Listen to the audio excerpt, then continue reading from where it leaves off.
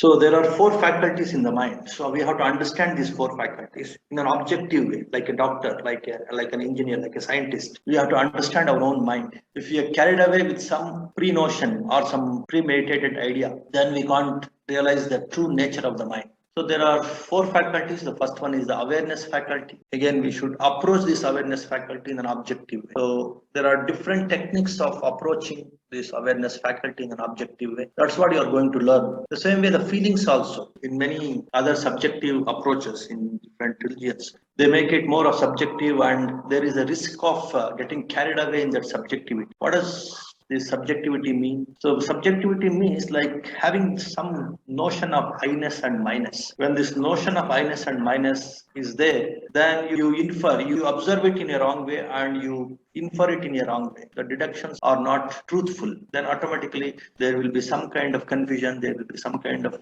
ignorance, some kind of delusion starts, and we can't come out of the stress authoritative. So again, the feelings also we should approach in a non-subjective way. In an objective way, we have to approach. There are again different kinds of feeling meditations that you are going to learn, and that will again give you lot of that stepping back approach. You can zoom out and you can step back and you can look at these feelings. You can practice these feelings very authoritatively, and they're very, very fruitful, more result oriented, and it will definitely help in relationship issues, and it will definitely help in building the good relation wherever you are, in the office, the home, or in company of friends, wherever you are. So to have that very harmonious, very authoritative, very cordial relation, these authoritative feelings, which are again you are learning through in an objective way. Though the feelings are more subjective, it is more full. It is full of say that emotional quotient is there, EQ. So though it is an EQ oriented progress in the mind, but still we are going in an objective way so that even we can understand the emotions more authoritatively. We can use the emotions in an authoritative way, and so that we can have very harmonious, very cordial relation with the people around us. And that will also help us to sort out a lot of stress issues. Most of the stress in the world is because of this emotional friction, emotional imbalance,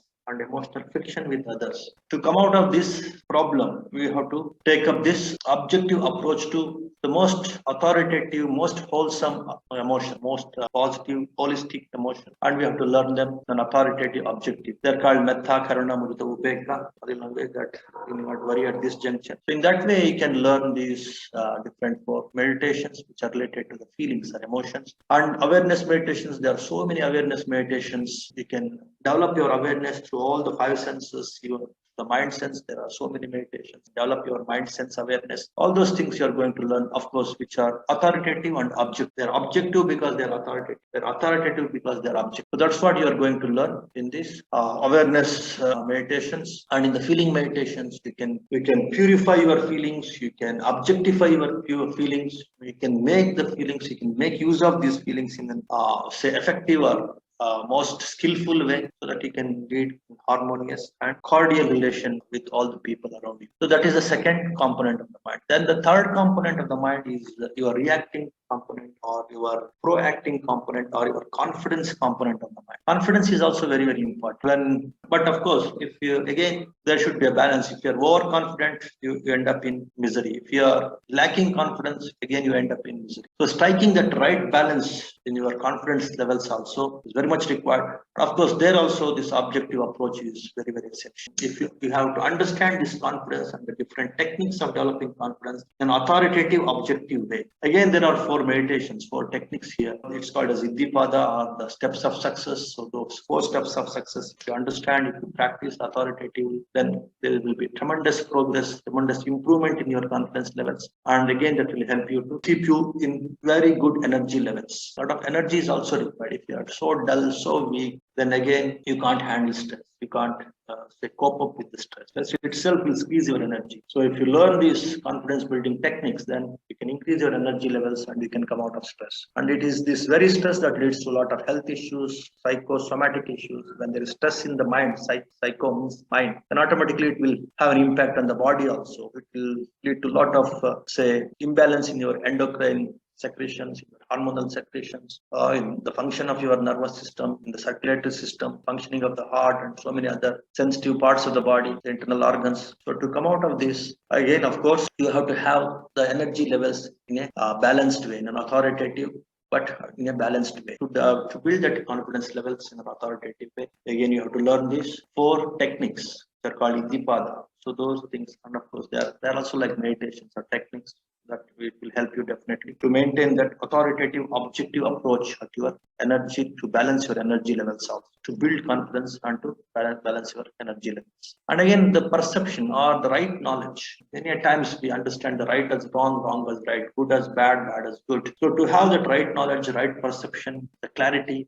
understanding, again, there are different meditations, different techniques. Those techniques we are going to learn. So these different 4 faculties of the mind, we are approaching these 4 faculties of the mind with different objective authoritative techniques, so that you can effectively handle your stress. Once the stress is handled, you can handle so many aspects of the life, like your health, happiness, your relationship issues with the people, and your work efficiency, your energy levels, your confidence levels, your compassion levels, your emotional balance. All these things you can effectively handle, you can effectively learn by learning these different techniques. That's what is the syllabus. It's nothing but an approach to handle stress that we come across, we go through in our life, moment to moment, every day. But if these techniques are there with you, they're like weapons, they're like the arrows, or the weapons or the tools, always, which will help you to make use of them suitably in different situations, and you can handle that particular situation more authoritative. So that is the idea of this entire